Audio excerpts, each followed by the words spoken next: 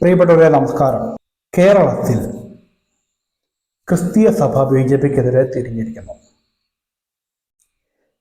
പക്ഷെ ഈ ഒരു കാര്യത്തിനെ താൽക്കാലികമായിട്ടാണ് ചില ബിഷപ്പുമാർ ഇതിനെതിരെ പ്രതികരിച്ചിരിക്കുന്നത് എന്നാണ് BJPയുടെ ഒരു നേതാവ് എന്ന് പറഞ്ഞിരിക്കുന്നത്. അപ്പം അതിൻ്റെ ഒരു വാസ്തവത്തിലേക്ക് ഒരു വീഡിയോ നമുക്കൊന്ന് കണ്ടിട്ട് വരാം. പ്രിയ സഹോദരങ്ങളെ, നമ്മൾ മനസ്സിലാക്കുന്നത് ഒരു കാര്യം, നമ്മുടെ വീടുകളിലും പള്ളികളിലും നമ്മളുടെ ശുശ്രൂഷാ കേന്ദ്രങ്ങളിലുമൊക്കെ കയറി ഇറങ്ങി നടക്കുന്ന ചില രാഷ്ട്രീയ ധൃതരാഷ്ട്രന്മാരുണ്ട്. പള്ളികളിൽ പോകുന്നു, തിരുസ്വരൂപങ്ങൾക്ക് മുടി ചാർത്തുന്നു, മാലയണിയിക്കുന്നു, കൈകൂപ്പുന്നു, കൈവെക്കുന്നു, താഴ്ത്തുന്നു. മാമോദീസായ്ക്കും മരിച്ചടക്കുകളിലും അവിടെ സാന്നിധ്യമുണ്ട്. ഇങ്ങനെയൊക്കെ ഉപജീവനം കഴിച്ചു പോകുന്ന ചില വ്യക്തിത്വങ്ങള് നമ്മൾ തിരിച്ചറിയുകയാ. കൂടെ നിൽക്കുന്നു എന്ന് വിചാരിക്കുമ്പോഴും സ്നേഹത്തോടുകൂടി സമീപിക്കുമെന്ന് വിചാരിക്കുമ്പോഴും മനസ്സിന്റെ ഉള്ളില് ധൃതരാഷ്ട്രരുടെ മനോഭാവമാണ്. സ്നേഹത്തോടെയാണ് ആലിംഗനം ചെയ്യുന്നതെന്ന് തോന്നിയാലും ഉള്ളിന്റെ ഉള്ളില് തകർത്തു കളയുന്ന ചില ആലിംഗന വിശേഷണങ്ങളുണ്ട്. തിരിച്ചറിയേണ്ടിയിരിക്കുന്നു. കേട്ടല്ലോ, ഇതാ പറഞ്ഞും പറയാതെയും വെച്ചിരിക്കുന്ന ആളെ മനസ്സിലായിട്ടുണ്ടല്ലോ. ഇത് തൃശ്ശൂര് ഇന്ന് ഛത്തീസ്ഗഡിൽ അറസ്റ്റ് ചെയ്യപ്പെട്ടുള്ള 2 കന്യാസ്ത്രീകളെ അവരുടെ മോചനത്തിന് വേണ്ടിയിട്ട് അവർ അറസ്റ്റ് ചെയ്യപ്പെട്ടതിനെതിരെ പ്രതിഷേധം നടത്തിയപ്പോൾ സംസാരിച്ച ഒരു കാര്യമാണത്.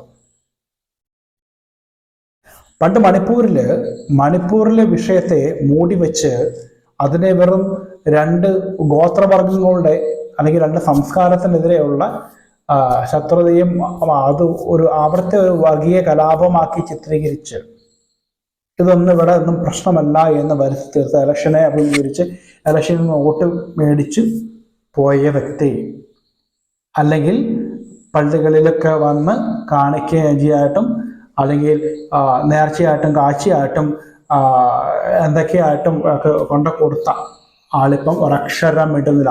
ഇവിടെ പോയി തൃശ്ശൂർത്തെ MP ചോദിക്കേണ്ട ഒരു ചോദ്യമല്ലേ? അപ്പം ഇന്ന് മറ്റൊരു ഒരു നേതാവ് പറഞ്ഞിരിക്കുന്നത് എന്താണ്? BJPയുടെ ഒരു നേതാവ് പറഞ്ഞിരിക്കുന്നതാണ്, ഒരു പോലീസ് സ്റ്റേഷനിൽ തീരേണ്ട ഒരു പ്രശ്നത്തിനെ അതിനെ കൊണ്ട് NIAയിലേക്ക് എത്തിച്ചപ്പം മനസമാധാനമായില്ലെന്ന്. ഇത് തന്നെയാണ് കാസയെ ചോദിച്ചത്. അപ്പൊ ഈ കാസയ്ക്ക് ഇമാതിരി വർത്തമാനം പറയുമ്പോൾ സഭാ നേതാക്കന്മാരൊക്കെ ഒന്ന് ആലോചിച്ച് നോക്കേണ്ട ആവശ്യമാണ്. എന്തിലേക്ക് ഈ കാസ എന്ന് പേരിടുമ്പം അതിനെ സഭാ അവഹേളനമായിട്ട് ചിന്തിച്ചിട്ടില്ലേ ഇത്രയും കാലമായിട്ട്?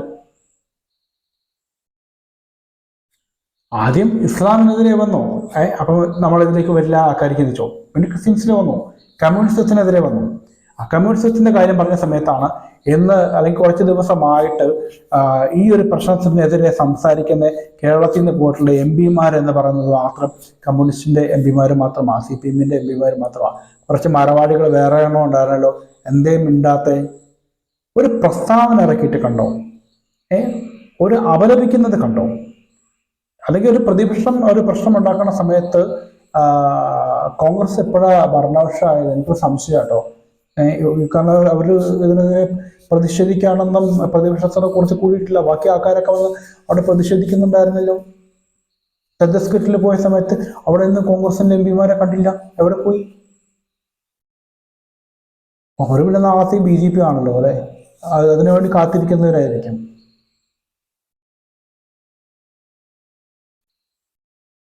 അപ്പൊ ഇത്തരം പ്രശ്നങ്ങളൊക്കെ സംഭവിച്ച ഈ സമയത്താണ് ഇപ്പൊ സഭയ്ക്ക് ഇച്ചിരി ബോധം വന്നതും സഭയൊക്കെ തിരിയാൻ തുടങ്ങിയതും.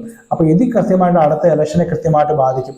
അപ്പൊ അതുകൊണ്ട് അടുത്ത ഇലക്ഷനിലേക്ക് BJPക്കെതിരെ ഒരു കുത്തിത്തിരിപ്പ് ഉണ്ടാക്കാൻ വേണ്ടിയിട്ട് ഉണ്ടാക്കിയ വ്യാജ പ്രചാരണങ്ങളാണെന്നാണ് ഇപ്പോൾ ആൾക്കാർ അച്ചടിച്ച് വിട്ടുകൊണ്ടിരിക്കുന്നത്. അപ്പം അങ്ങനെയാണെങ്കിൽ ഇവിടുന്ന് കൊട്ടിഘോഷിക്കേണ്ടി ഇവിടുന്ന് പോയ കുറെ ആൾക്കാരുണ്ടല്ലോ, അവിടെ പ്രശ്നമൊന്നും വേണമെങ്കിൽ ഞാൻ നേരിട്ട് വേണമെങ്കിൽ പോകും എന്നൊക്കെ പറഞ്ഞ് പോയിട്ട് അവിടുത്തെ ആഭ്യന്തരമന്ത്രിയുടെ ആദരവും മേടിച്ചിട്ട് തിരിച്ചു വന്ന ആൾക്കാരുണ്ട് നമ്മുടെ കേരളത്തില്.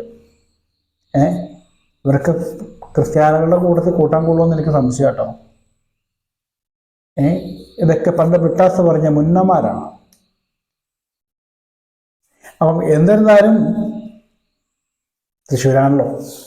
അപ്പം എന്തായാലും എന്തിനെന്തായാലും കാര്യത്തിനൊക്കെ ഒരു തീരുമാനമായിട്ടുണ്ട്. അപ്പോൾ എന്തായാലും സഭ തിരിഞ്ഞിട്ടുണ്ട്. അപ്പോൾ എന്തായാലും അടുത്ത ഇലക്ഷനിൽ ഇച്ചിരിയെങ്കിലും ബുദ്ധിയും ബോധമൊക്കെ ഇട്ടിട്ട് വോട്ട് കൊടുക്കും എന്ന് വിചാരിക്കണം.